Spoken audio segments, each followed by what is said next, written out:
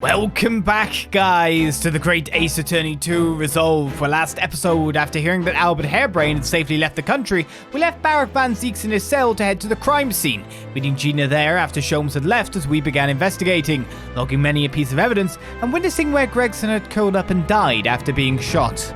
After that, we headed to the Chief Justice's office where we found Mael Stronghart conversing with none other than Kazuma, who now helms the prosecution against Van Ziek, as we now continue learning more about the situation. Oh yes, we noticed there was a gun at the scene of Inspector Gregson's death. Do you know if it belongs to Lord Van Ziek's? That would be a question for the lead detective investigating the scene.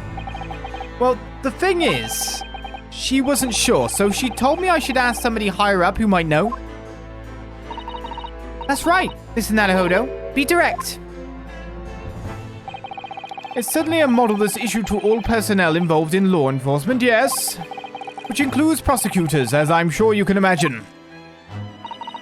In that case, it could actually belong to the victim. No, Gregson had his gun on his person. What about Lord Van Ziek's? He claims it's currently not in his possession. What? According to his story, he lost it. In short, it's more than a little suspicious. But just because the gun in question is the same type as the defendant's is no proof that it's actually his. No, of course not. Nevertheless, the situation is grave for Lord Van Ziek's. Okay, with Mael talked to, I guess now we can finally speak to he who we really wish to speak to. I'm sorry for all the worry I've caused you, but it'll be alright now. Has your memory completely returned? Yes, completely. I remember everything. Including what I was coming here to do. Right. Kazuma-sama, I can't tell you how happy I am to see you alive and well like this. But how did you come to be here in London when you were suffering from amnesia? It was the voice. This past year, I've been hearing it in my head constantly, saying the same thing over and over. Go to London. That's where your destiny awaits. It was that voice that guided me here to London. I'm so sorry for what's happened. Anyway, my memory might have returned to me. But there's something that won't return to the way it was before. Huh? What do you mean? I'm a prosecutor now, so I'm sure our paths will cross again very soon.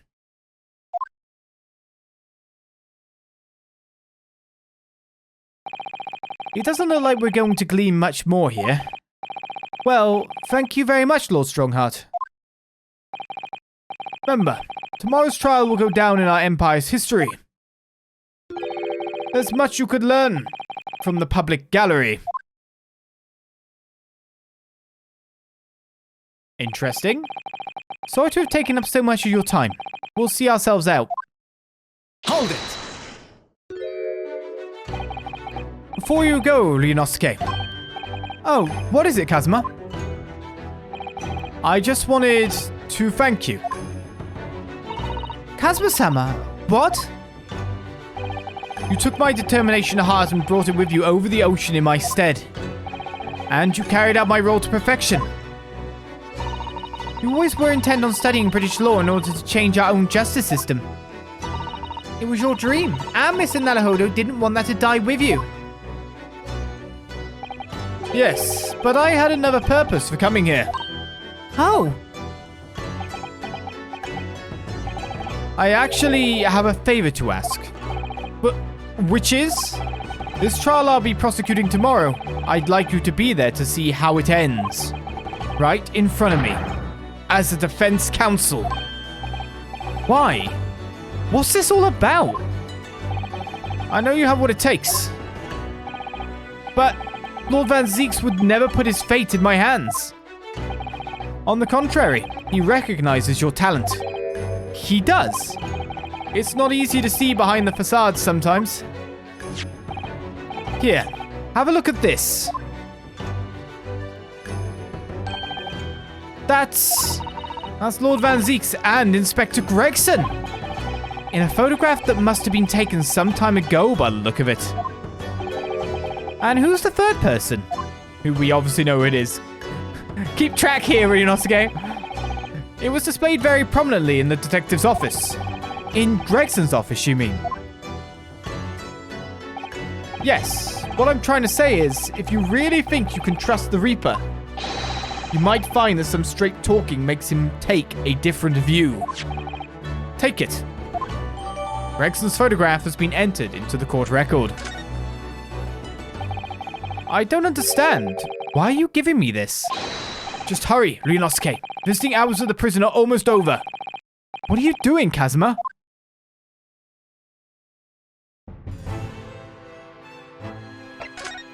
Okay. You want me to show him this? I can follow the trail you lead me, but oh, wait a second, where's Sherm's gone? We haven't seen him since he left.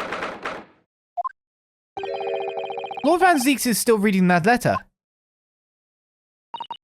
We've been gone quite some time, though. Either he's an incredibly slow reader, or it's an incredibly long letter. I might even be able to read English faster than he can. I was intending to ignore you entirely. But I can't turn a deaf ear to such an insulting Nipponese. Oh, sorry. I didn't think you'd hear that. I had the case notes brought to me in secret. I was reading them to pass the time. Yes, we heard that your trial is set for tomorrow. Which is none of your business. So, have you found a lawyer? How many times must I reiterate the same thing? This has nothing to do with you. In other words, no.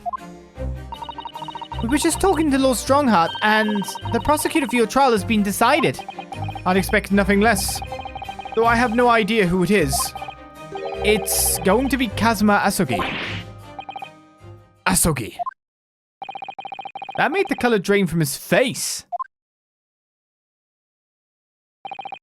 Well then. It seems I'm going to have to engage in conversation with you again after all.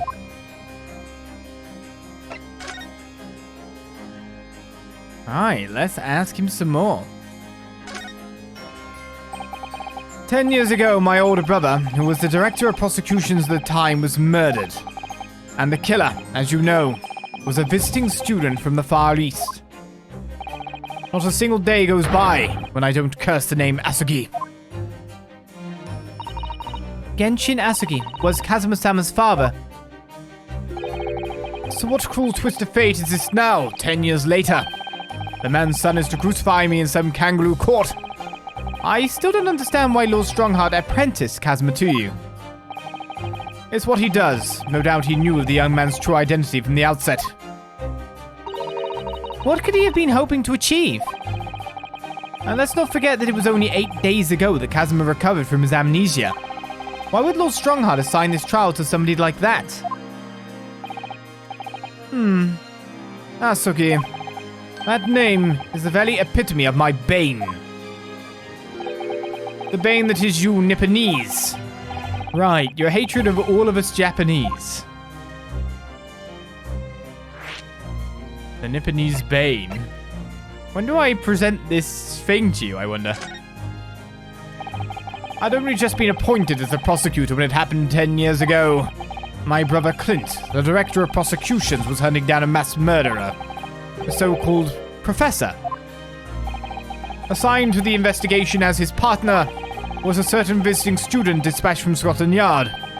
And that was Genshin Asogi. Exactly. I developed a deep respect for the man. He seemed noble-minded and chivalrous in the extreme to me. But none of us saw the true nature of the man.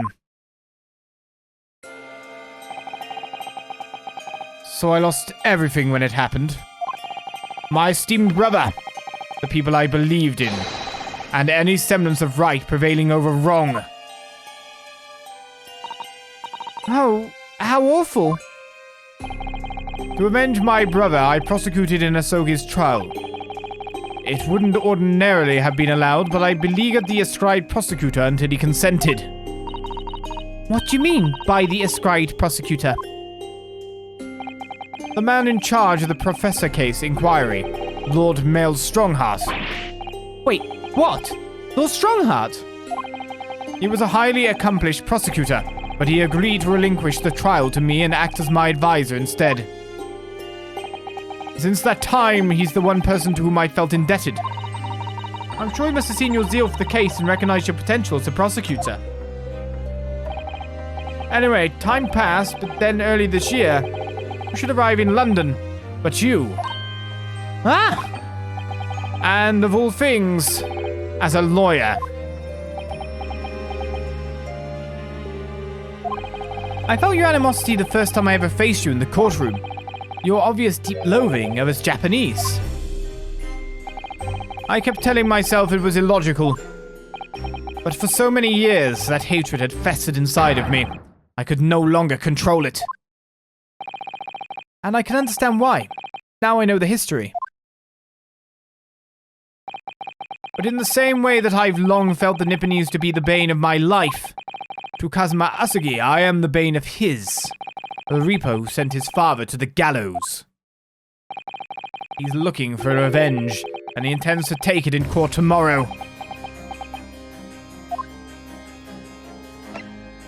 Let's ask him more about Inspector Gregson then. Gregson's transfer to the Paris Police Prefecture had finally been arranged for the coming month, but he'll never make it to France now. It's a tragedy. Oh yes, come to think of it, he did mention something about that, didn't he? I wonder, does it happen often? Being transferred internationally, I mean. It's the first time I've ever encountered it. Oh!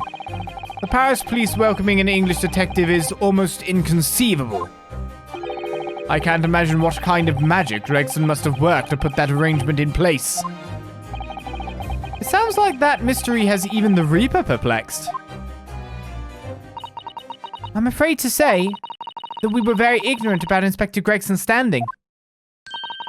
We hear that he was considered something of a legend at Scotland Yard. Again, it was 10 years ago that he first made a name for himself, by uncovering a decisive piece of evidence that exposed the professor's identity. If it wasn't for Gregson's singular approach to the case, the discovery would never have been made. What sort of approach? After my brother's life was taken, the inspector pushed for a full autopsy. Oh my, 10 years ago? Why is that so surprising? Autopsy was considered a desecration of the body at the time, and rarely performed. And my brother was of course a noble. That made the idea of it even more unthinkable. Something Gregson had dug up in his investigations made him determined it was necessary. His powerful conviction somehow influenced the House of Lords, and as a result, I could avenge my brother's death. So, you must have had great confidence in the inspector's abilities then. And it's even more inconceivable that you would have taken his life. I don't have confidence in anyone. Oh. And I'm sure Gregson felt the same way. I've no doubt he thought of me only as the ominous Reaper, just like the rest of London. What really went on between Lord Van Zieks and Gregson, I wonder? What was the true nature of their relationship? Well, we'll present in a second. Let's ask him about his gun first. About the gun used to shoot the inspector that was found at the scene. Ah, yes, that's not mine. Really? Because common opinion seems to be that it is? What do you expect me to say to that? Lord Stronghart informs us that you claim to have misplaced your firearm. As embarrassing as that is, I'm afraid it's true. When did you lose it then? That I don't know. Oh! I was issued with a revolver when I first became a prosecutor 10 years ago. I must have stowed it somewhere, I suppose. Or left it somewhere, perhaps. You have something in common with Lord Van Zieks after all, Mr. Naruhodo. A talent for misplacing things. No, this has nothing to do with me. Don't drag me into it. Don't make the mistake of associating me with this Nipponese. Oh dear. The rift is very wide, isn't it? So it's not decisive evidence, clearly. But it doesn't look good, that's for sure. Okay, can't do it via the court record. Have to back our way out. Definitely looks like he's cheering you on. Lord Van Zieks, we came by this old photograph. Where did you get that? It was taken when I became a qualified prosecutor. It's almost unbelievable. I assumed it was long lost. Is the man on the left there? Yes, that's my brother, Clint. Right, the person on the left is Lord Clint Van Zieks. It had to be, really. Apparently, this picture was prominently displayed in Gregson's office. He had a deep respect for you, you know? Were you aware of that? Respect? That's nonsense. No, we've heard someone attest to it very clearly. Inspector Gina Lestrade, no less. Well, maybe once, yes. There was a time things were like that. We were brothers in arms, jovially discussing the future of justice and other such lofty subject matter. That was a nice glimpse of the past. I thank you. I feel as though I got a nice glimpse of the past then too. There was a glimmer of light in his eyes, a brief twinkle, an insight into the true nature of this man known to all as the Stone Cold Reaper of the Bailey.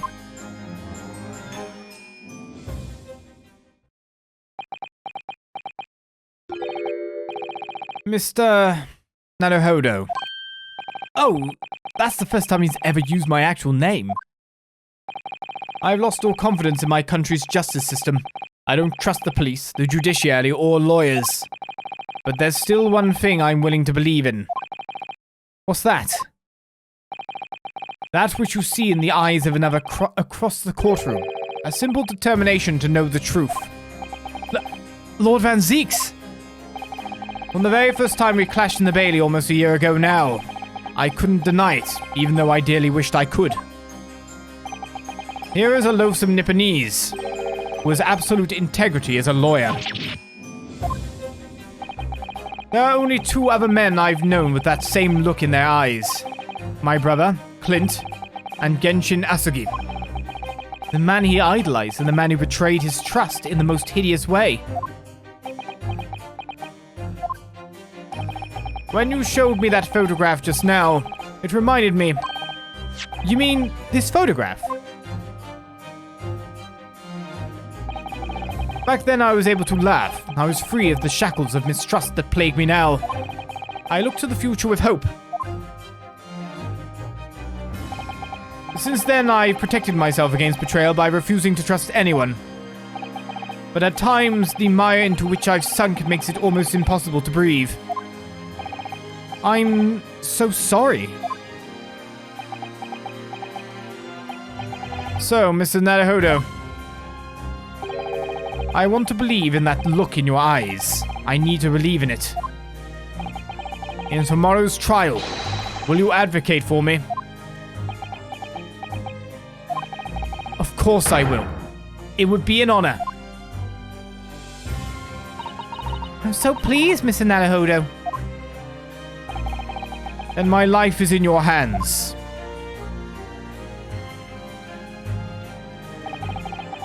But Lord Van Zieks, that must have been an incredibly hard thing to ask. Which is why I simply cannot let the man down. Tomorrow, in the Old Bailey, against my old friend, Kazuma.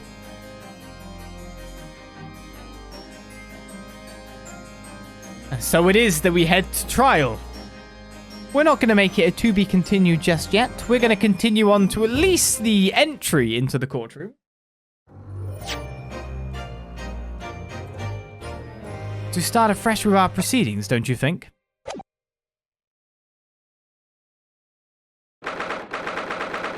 So on the 2nd of November, To trial we go. There's that old familiar feeling again. The crushing pressure of this historic courthouse.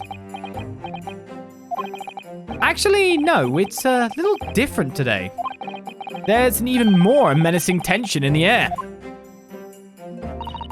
There is a menacing tension in the air here today, isn't there? I suppose. Yes, I think so. It can only be the result of the menacing appearance of the defendant. A little more courtesy, if you please. Oh my, I do apologize. However, you're certainly not mistaken that this trial is far from ordinary. What do you mean? I am not privy to the details, however. I understand that no jury has been selected. A trial without a jury? Well, that's just like the trial of the professor 10 years ago. A closed court. Good morning, my dear fellows. Mr. Sholmes. Have you made note of my hair, Mr. Naruhodo? An outright victory for science, you must agree. To be perfectly honest, so much happened yesterday that, well, I completely forgot about your little hair problem. Ah, what to one man is a little hair problem is to another a day of drinking dubious potion after dubious potion. You have no idea how my stomach ails me this morning. Oh dear, how awful for you. I'm afraid you only have yourself to blame, Mr. Sholmes. And good morning to you, Mr. Reaper. I'm delighted to see you looking so full of vim. And you. I see London's celebrated great detective is as active as ever. Oh, you exaggerate, my dear fellow. Compared to my paltry engagements with a few trivial cases, the Reaper's overbearing presence is a far greater deterrent to the black roots of crime in our capital. And whilst I may not agree with your methods, there is at least one point on which I would readily commend you. What an honor. And that would be your eye for a good lawyer, sir. But, Mr. Sholmes, after all, behind this lawyer there is a very great mind, my own. What are you trying to say? I wish only to say that you should be prepared for quite a trial, Mr. Reaper. Sorry to barge in. Ah. Gina! What's that on her arm? It's a mourning band, I suppose. Father, shouldn't you be at the symposium? It's been postponed, so I have some free time. I decided to come along with the police inspector to see our country's up-and-coming student in action. I shall be very interested to see the fruits of your studies over the past year. Well, it's an honor to have you here. Let's hope there are some fruits to see. Odo? Oh, yes, Gina? Why'd you agree to this, eh? Why'd you take him on? This Reaper bloke. Everyone said it was him what killed the boss. I'm sorry, Gina, but I just don't believe that. Well, if it weren't him, who was it? I don't know that yet. I don't care who calls him what. The Reaper's just a name. He's just a person at the end of the day. And if it turns out it was him what killed the boss, then God help him.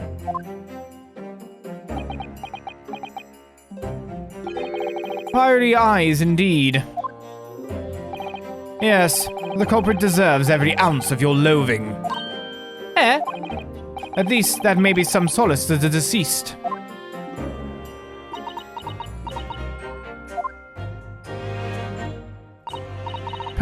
Please, Odo. Get whoever did this. For the boss. Oh, Gina. I hate feeling this useless, but there's nothing I can do. So you've gotta find who done this. Make the wretch pay. Counsel for the defense and the defendant. Court will be in session shortly. Make your way into the courtroom at once, please. All right then. Here we go. I'm glad Gina understands. It's time, Mrs. Naruhodo. Lord Van Zieks. Let's go then.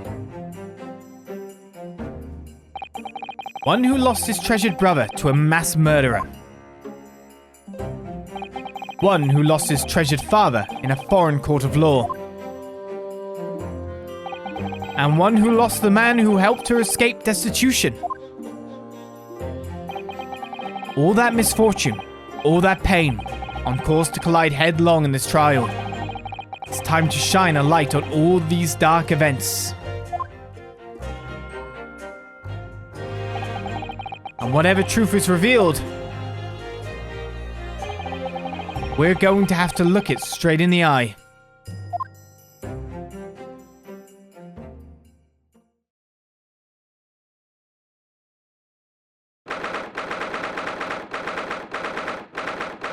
And so on the 2nd of November at 9:20 a.m. in the Old Bailey courtroom, our trial begins. But we're going to end a little bit early for this episode, for the case of starting fresh, as the trial of Barok Van Ziek for the murder of Inspector Gregson begins. I'll see you guys next time on the Great Ace of 32 Resolve for more. Bye-bye.